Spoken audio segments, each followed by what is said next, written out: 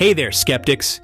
Have you ever wondered about the origins of the Bible's most personal and profound moments? Think about this. When Jesus was praying in the Garden of Gethsemane, his disciples were asleep.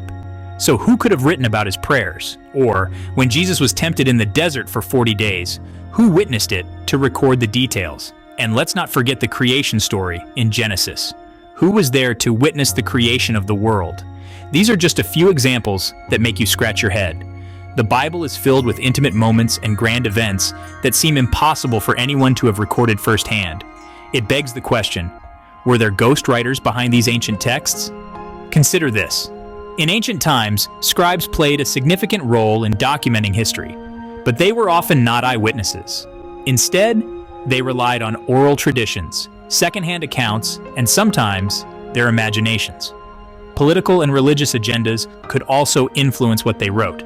So it's entirely plausible that many parts of the Bible were penned by individuals who weren't present for the events they described. Now let's dive a bit deeper. The Gospels, for instance, were written decades after Jesus' death. Scholars believe that the authors like Matthew, Mark, Luke, and John may not have been direct disciples of Jesus. Instead, they compiled stories passed down through oral tradition. This means that some details could have been altered or embellished over time. And when we look at the Old Testament, the story gets even murkier.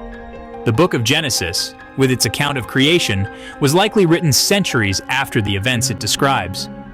Ancient Israelites didn't have access to modern scientific methods, so their understanding of the world's origins was based on cultural myths and religious beliefs.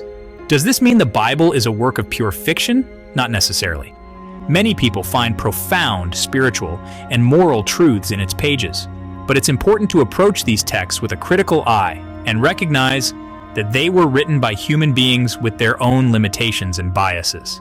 So, what's the takeaway? The Bible, like any ancient text, is a product of its time and its authors. It's a fascinating tapestry woven from various sources, some of which may have been ghostwriters filling in the gaps. As you ponder these questions, remember that seeking the truth is a journey.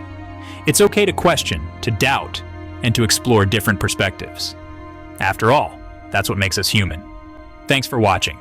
If you found this thought-provoking, don't forget to like, share, and subscribe for more content that challenges your mind. See you next time.